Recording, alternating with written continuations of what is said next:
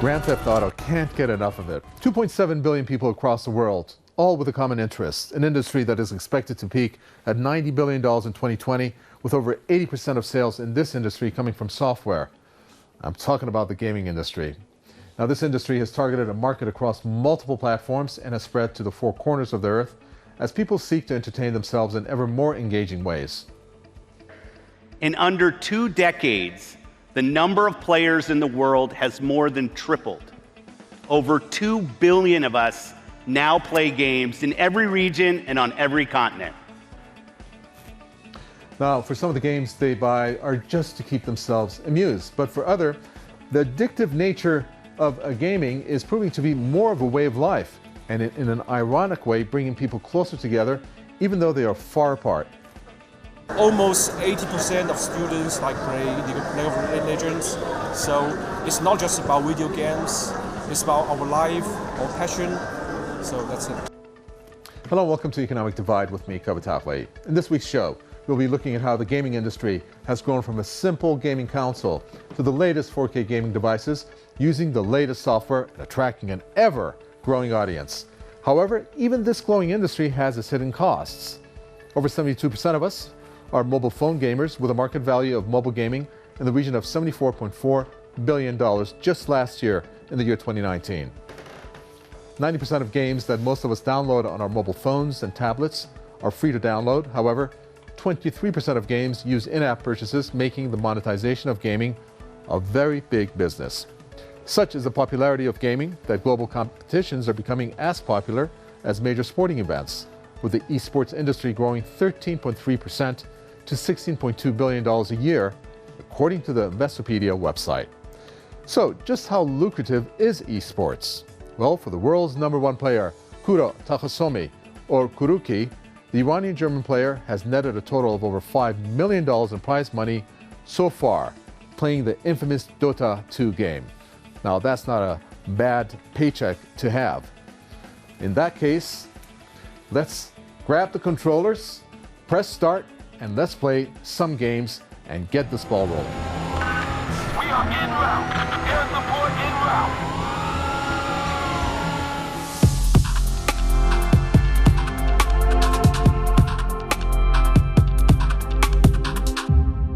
Round 1, fight! Technology has become so advanced over the last 3 decades that modern-day kids find the basic consoles of the past boring. Oh, it looks old. It's hard to play. No. Go up. Aww. What? Whoa, I don't get this. And many of them even struggled to understand the concept of how they even worked. The Atari 2600 was released in 1977 and for the first time brought gaming into homes. The most basic of graphics and sound made the Atari comical in today's day and age, but it was the start of a gaming revolution across the globe. Its introductory price was $199, yet when that price is adjusted at today's rates, it equates to just under $840. Its memory of 128 bytes is a far cry from the multiple terabytes of today's latest gaming consoles. Sonic Boom! The 1980s saw technology progress as computer gaming became more popular, with gamers distributing their time between video game arcades and home computers, with the likes of the Commodore 64 and the Amstrad taking centre stage. As gaming became more interactive, so did the use of home computers. The launch of the Atari ST and Commodore Amiga, both then at an impressive 512 kilobytes, and with it, the release of some of the most popular arcade games in the consumer's home. Both systems also became home computers, offering word processing and other office-related services on their platforms. It was the release of the Super Nintendo and Sega Mega Drive that really brought about the notion of gaming in the home. The systems both allowed immediate access to gaming without the need to wait for loading, and saw gamers spending their hard-earned cash on all the latest released games. With the release of the two consoles came the notion of brand loyalty and the attachment of a branded character in the games. Nintendo's Mario and Sega's Sonic the Hedgehog are still as popular today as they were in the 1990s. It was, however, the release of the latest two consoles that changed the whole concept of gaming in the home. Sony's PlayStation and Microsoft's Xbox are the current global leaders, offering 4K gaming, multiple titles, many of which are on par with the latest Hollywood blockbuster movies in terms of sales and revenues, and of course the concept of online gaming, which in itself opens up a whole new market to gamers across the world. Bing, Bob, Geek.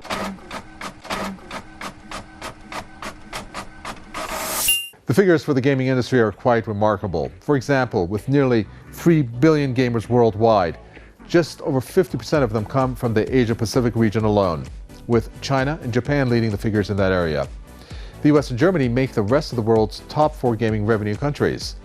The gaming industry, according to one particular source, TechCrunch, is actually worth $152 billion. 45% of that figure, namely $68.5 billion, comes from mobile games. With this huge industry comes huge investments. The figures for that is roughly in the area of $9.8 billion invested into development. Today, the average age of a gamer is 36 years old, roughly, older than you might have expected, right? Well, the gender split is also surprising, with the figures around 49% male and 51% female. These stats sure break the mold when it comes to stereotyping the typical gamer. The big investors are also investing heavily in the industry. Goldman Sachs recently invested $200 million into the Voodoo gaming studio, with private equity firm KKR also getting in on the game with a $400 million investment into AppLovin. Blackstone also announced a proposed $750 million investment into a mobile and network named Vungle. Now, one of the world's most popular games comes from Rockstar Games in the form of the GTA franchise.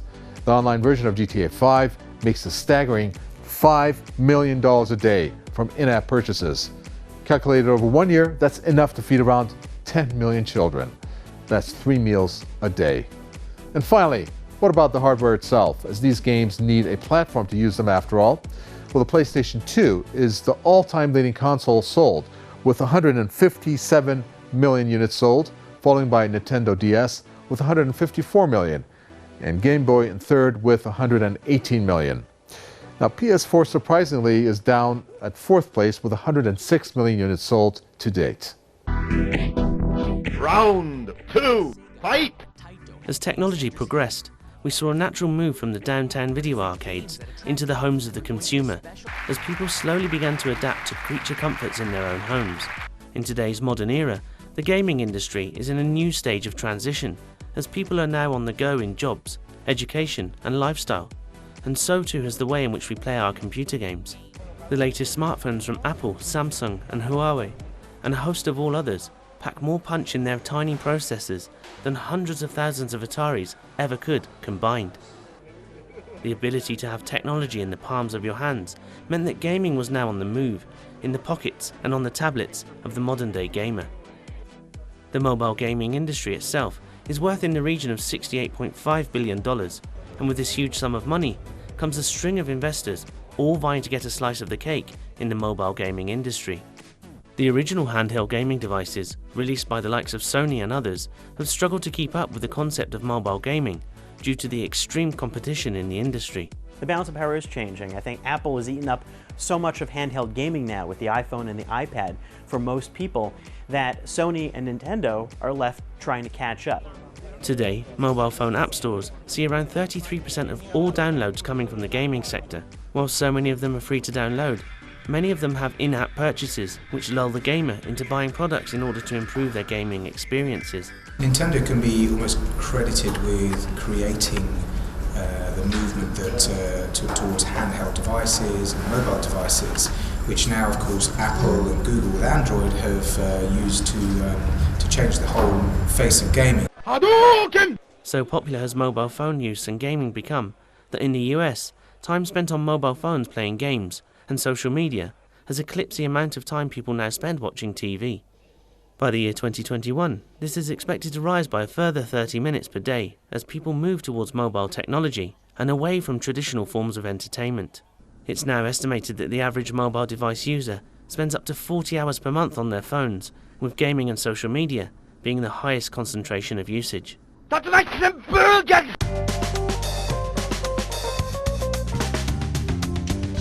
Joining me in the studio today is our regular current affairs and impact analyst, Mahan Abedin. Mahan, welcome. Well, to get things going, let's listen to the creative director, David Roberts. He spoke at a gaming developers conference on the supply and demand side of this whole gaming field. Let's take a listen to what he says before we get a reaction from you. Community where game developers from all around the world come together, and it is a case of, you know, looking at new projects that are being developed on, looking for new business opportunities, and just, yeah, really, I do think it kicks off kind of the gaming calendar, really. Well, Mahan, one of the things that I'd like to cover with you is the violent side of this game. Yeah. Now, in this case in point, there's so many games that actually have violence that's induced in there, and it may be emulated. One of the examples that I have here, the New Zealand shooter who murdered worshippers last year, in which he admitted to using the computer games as, I guess, a basis for him to commit that act. Well, in fact, there are many examples of where shooters, terrorists who've gone out and committed horrendous acts of violence, they've been found to be prolific users of video games. The Christchurch shooter was one. The shooter in El Paso, Texas in August who killed 23 Latinos, which was classified as a terrorist crime by the FBI, he was also an avid user. You know, on this issue, my gut feeling says this is a no-brainer. Obviously, there's a link between watching too many of these, playing too many of these video games on a regular basis and going out there and committing. When you say there's a link, do you mean that they get a thrill out of doing that, well, listen, or that causes them? You see, my gut feeling says there's a link, but interestingly enough, the academic literature, the scholarly literature, doesn't validate that. It says there is no causal link between playing too many video games and committing violent acts.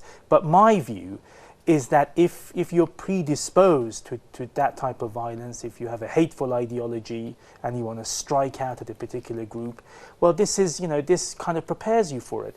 And the thing about the Christchurch massacre, right, the really interesting point is not that the Christchurch shooter was an avid user of video games, was that following the act, some people went out and developed a game which glorified the incident. Really? Now, so that tells you that there's a whole subculture around this that glorifies it, prepares people. And let's not forget, this is great simulation, right? If you're playing these video games, which are now so realistic, you know, with... Well, the characters also that are used in this video game, some of them are stereotyped. And therefore, it glorifies or keeps exaggerating what people associate with certain... terrorism is based on stereotypes, isn't it? This Christchurch shooter, he went out to kill Muslims. I mean, Muslims come in all sorts of shapes and sizes, colors and everything. Okay. They're not a monolithic group of people, and yet he had to stereotype them in order to kill them. Virtual reality is very big. The particular soundbite I'd like to listen to over here comes from Simon Ogilvie. He's the director of Tomorrow Entertainment, and here he compares VR gaming to luxury travel. Let's take a listen. It's not cheap, as you can imagine, and I guess in many ways it's what we call the business class of gaming. If you want to use an airline analogy, it's the business class of gaming as opposed to the coach class.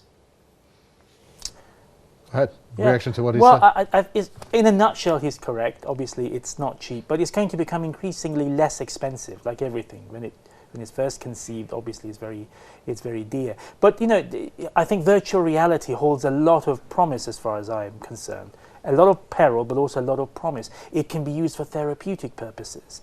It can be used to improve your relationship, for example, because it's not just about gaming. It's about situating you in a context and simulating a particular reality. It can be used for therapy, to cure mental illnesses. So it has potentially many positive things about it. But then going back to what we discussed before, there's a lot of peril. I mean, you know, some of the violence that you get exposed to is very real. So again, if you're predisposed to that kind of violence, if you're a terrorist by instinct, if you can frame it like that, this is going to really help you to go out there and commit that act.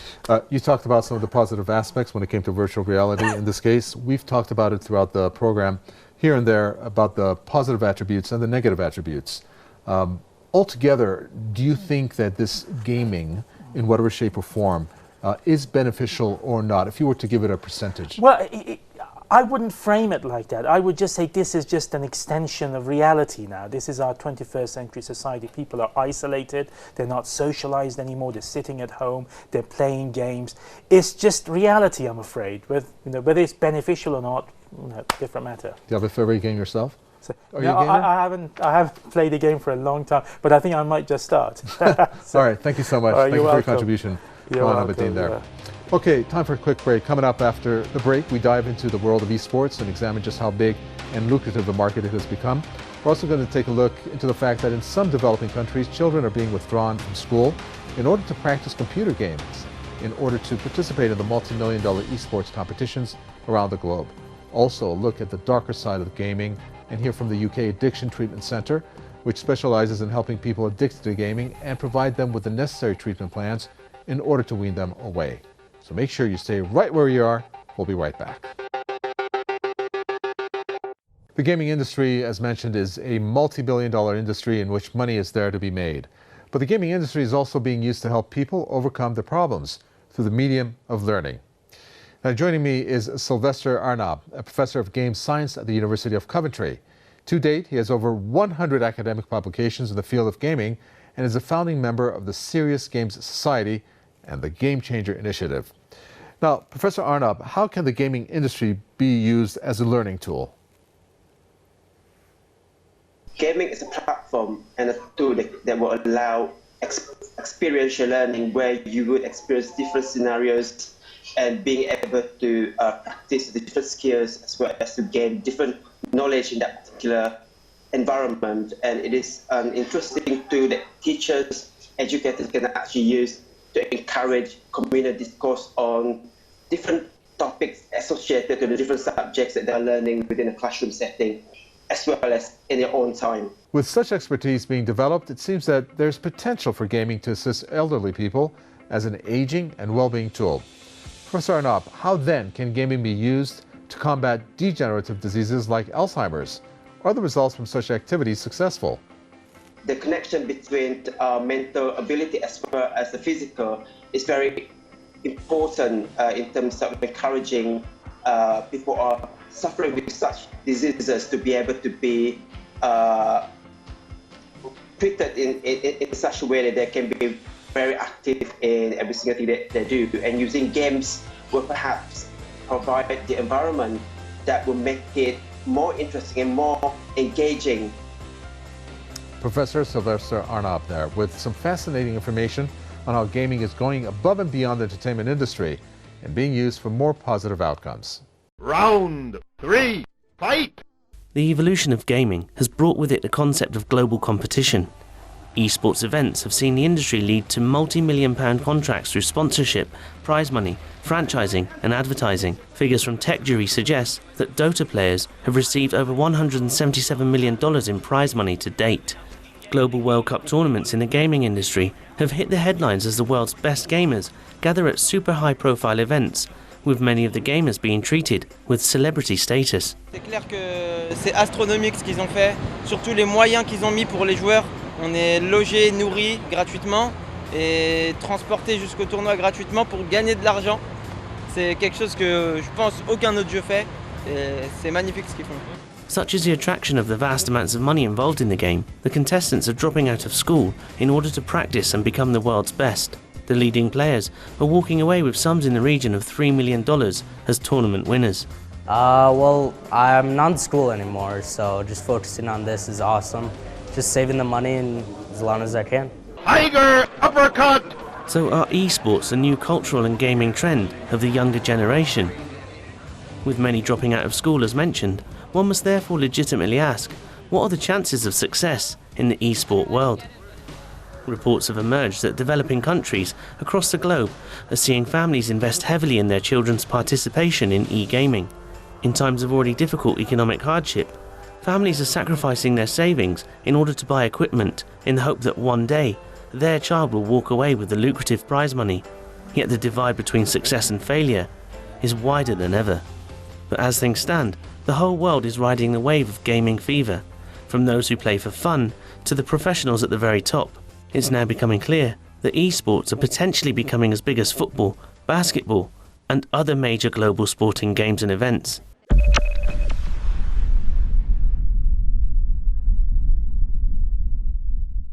Now, we have all seen how the major sporting events of the world attract huge audiences across the globe. Events like FIFA World Cup and UFC fighting all come to mind. But did you know that esports is an up-and-coming form of entertainment? Games like Fortnite and Dota 2 are two of the biggest attractions in the esports world, with competitors fighting it out at tournaments on par with any major sporting events. With prizes in the millions of dollars, is this a market for the elite few? And is there equality and opportunity for the developing nations who don't have access to the facilities that other richer nations may have?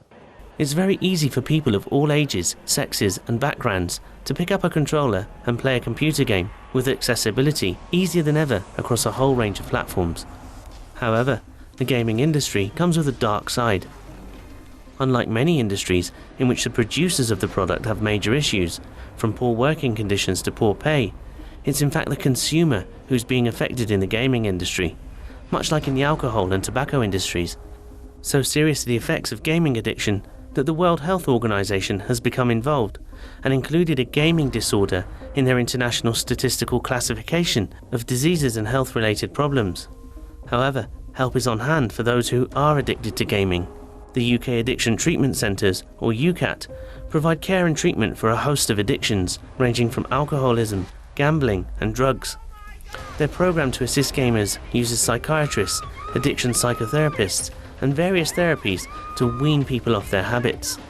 We spoke to Nuno Albuquerque, a group treatment lead at UCAT, who explained exactly what they do. So we kind of treat all kinds of addictions, from behavioral addiction, including gaming, and substance addiction. So someone comes to us, is assessed, is seen by a psychiatrist, and then stays with us for a period from 4 weeks to 12 weeks, where it goes into a process of therapy, using talking therapies and complementary therapies.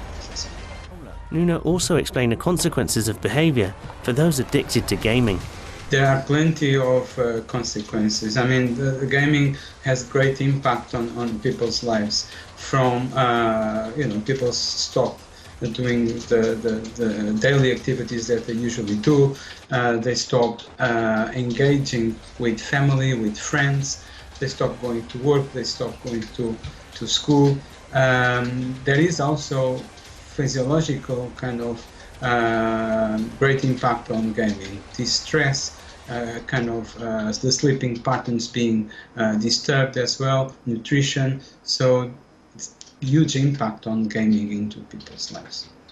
With such a bespoke problem, what then are the financial and economic consequences of gaming addictions? For many, gaming's a passion. However, as we can see, as with any pleasure, take it too far, and it's game over.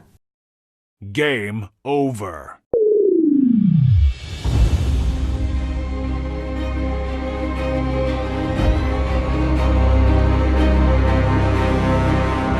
We've spoken in depth about some of the adverse effects of playing video games, but as with anything in life, there are two sides to every coin, with certain games being of an educational nature. The ability for games to provide its players with problem solving and logical rationale is essentially a form of brain training that helps combat Alzheimer's disease, builds confidence, and allows development.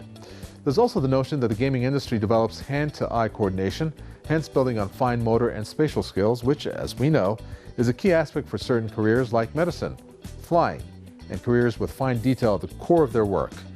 Gaming also exposes the players to situations where perseverance and resilience are needed. With the challenges of the modern real world, the need to endeavor and be patient is ever more important and can be learnt from gaming. As we've seen with games like Fortnite, teamwork is also another key skill learned from gaming, and once again is a practice that can be implanted into the real world, with many companies using gaming days as a team-bonded exercise. As technology becomes even more developed in the world, we are stepping into the realms of demanding consumers, each vying to get hold of the latest gadgets and consoles to play out their virtual fantasies on their screens. The addictive nature of gaming brings with it severe implications for the gamers and families involved, so much so that help groups have been set up to assist people who are supposed to play games for leisure. Yet human nature sometimes takes us one step beyond the point of excess. But the gaming industry is growing ever larger, with titles aimed at attracting large audiences and raking in large profits for the developers. Well, it's just about game over for this episode. Please write in and let us know what you thought. And if you wish to share anything with us, our contact details are on your screens now. I've been Kavit Halfway, and on behalf of the whole team here on Economic Divide, thanks for watching. See you again next time.